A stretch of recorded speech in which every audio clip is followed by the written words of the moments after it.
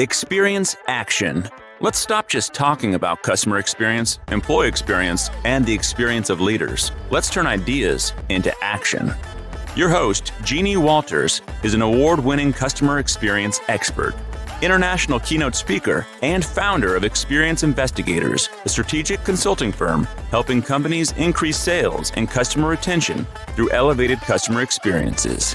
Ready, set, action. 1, 2, 3, 4. Hi, everyone. Jeannie Walters here. I'm so glad that you're here with me. We have a great question again from you, our listeners. So let's get right into it. Hello, Jenny. This is Joel. I'm calling from Ghana and I follow you. I have subscribed to your page so I get every notification. I want to ask a question. My company is actually a bank. I work with a bank. We started growing into CS like 3 years ago and we are fairly new. I would like to ask, what advice would you give us, especially with regards to mining the data that we have, and how can we make our work better? I think that we are doing a lot when it comes to surveys and asking customers what they think, either via email or via phone. But I just feel when I listen to you, I feel there's this link in tying everything together that is not there. So customer experience does its own thing, marketing does their own thing. How do we merge everything and make it work? How do we really become customer-centric? Thank you. Oh, this is such a good and complex question. And what I love about the way that this was asked, so thank you so much, Joelle, for asking this question, because I think that you touched on something that a lot of organizations really struggle with. And here's what I observe a lot. When we talk about customer experience and we say, well, we started 3 years ago, or we actually are starting now, many times what that means is that we're only kind of tackling the tactics. We're doing some surveys. We might be examining that data. We might be putting together a team that even looks at that data and is able to mine that data. But you said this very well. You said marketing is doing their thing. We're doing our thing. So when it's not connected, it can be really, really challenging. This is part of the framework that we use this part of the framework we refer to as cultural commitment. And that's because it really does have to come from inside the organization and the leaders of the organization. Now, I say that, and sometimes that's not realistic. So what we mean by that is wherever you sit as that customer experience change agent, you are a leader. You can be somebody who makes certain changes. So there are a couple of things I recommend. These are going to sound easier than they are. Am I a buzzkill or what? So I wish I could say this is so simple. Here's your magic wand. But a couple of things I would recommend. Number one, take a step back. Look at why. Why are you doing all of this? What are these tactics supporting? If somebody asks you, what is our strategy around customer experience? Can everybody answer it the same way? And if not, it's time to take a step back, define your mission, define your success statement. Those two tools that we use with our clients, I have seen the changes they can make. It is huge. We have to define goals around customer experience that are not just about, let's create a great customer experience. We have to actually create goals around business outcomes. So that means saying, if we create a great customer experience, what will that lead to for the organization? That's how you get other leaders on board. So if you don't have those tools already, we'll make sure those are in the show notes. The customer experience mission statement and the customer experience success statement. You can also look those up in our learning center at experienceinvestigators.com. We have guides, we have articles, we have all sorts of things to help guide you through that. So that's number one, is take a step back, make sure you have your strategy really centralized and defined. Number two, do you have a feedback strategy? And what I mean by that is often we ask a lot of feedback from customers. We ask them question after question after question after question. And we get that feedback and we look at those answers and we say, oh, that's interesting. They don't like this. Oh, that's interesting. They do like this. And then it's time to send out the survey again.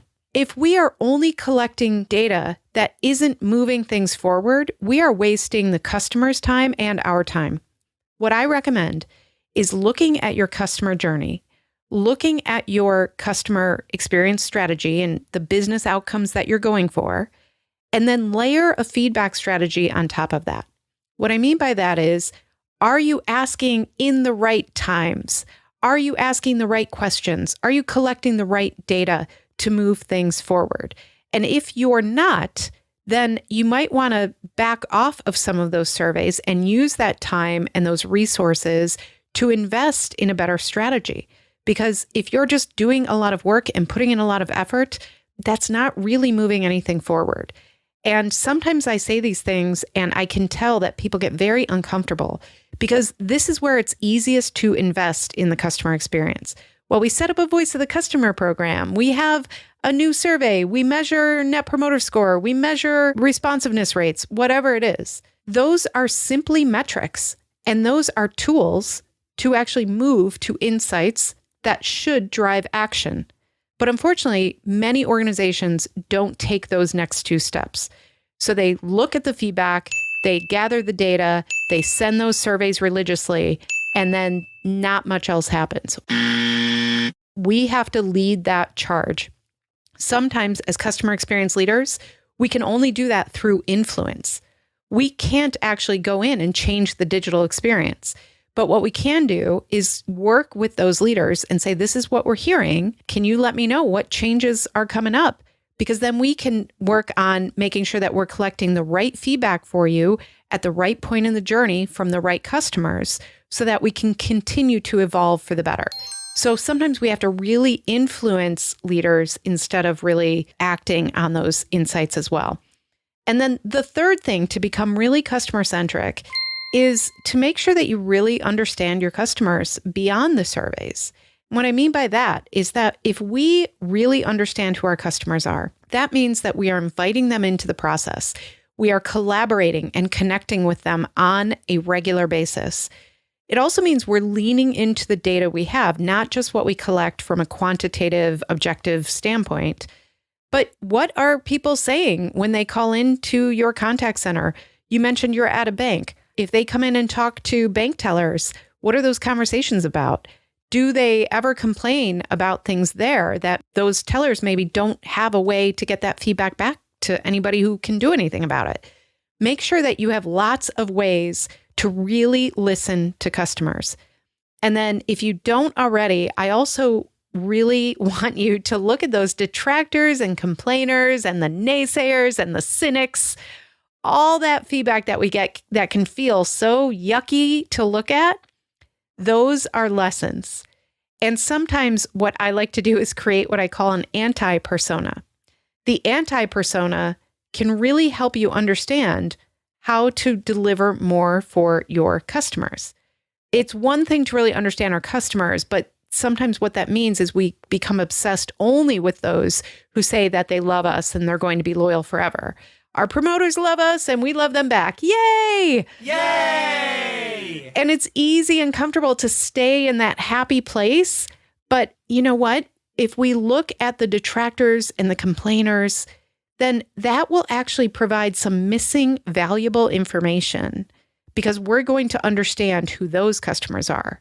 So we can actually create an anti-persona, explore the data around customers who have closed their accounts, look for the worst social media comments and dig into who those customers are. The other thing that does, if you're really listening, if you're creating places where anybody can capture feedback and provide that, and if you're really looking at those anti-personas, creating the voice of the customer for real. And what I mean by that is instead of just talking about numbers, tell the story of your customers using their quotes, using their social media posts, using the things that you're hearing from your front line. That will make everything more real. And then you can start influencing throughout the organization. So if you have the luxury of really connecting with customers and hearing from them, make sure you're tapping into that. Play the recordings from the contact center. Play video if you have it. Whatever you have to show people as people, because sometimes what happens is we invest so heavily in the surveys and the feedback and the dashboards that we neglect to really connect with what we're doing, as these are people that we're serving. And that's one of the most important things we can do to influence leaders, to make sure that we are connecting the dots, that we are becoming more customer-centric. This is a really big undertaking. It takes years for organizations to really get this.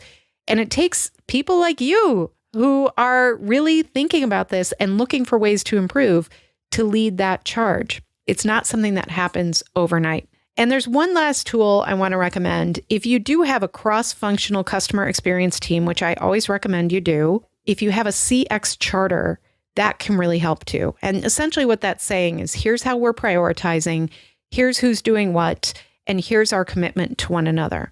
We have a tool for that too on our site, so you can look up CX charter to get a little more information about that as well.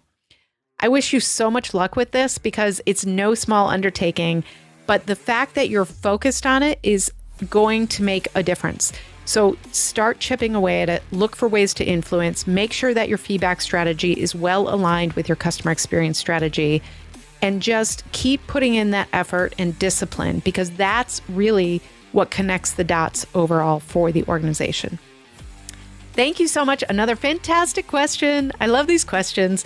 And I love that we are reaching out to people all over the world. This question came to us from Joelle in Ghana. How cool is that? So if you have other people who you think should know about this podcast, please go ahead and share with them. Please leave us a few ratings and reviews. That helps other people find us as well. So thank you so much. I can't wait for the next one, and I'll see you next week.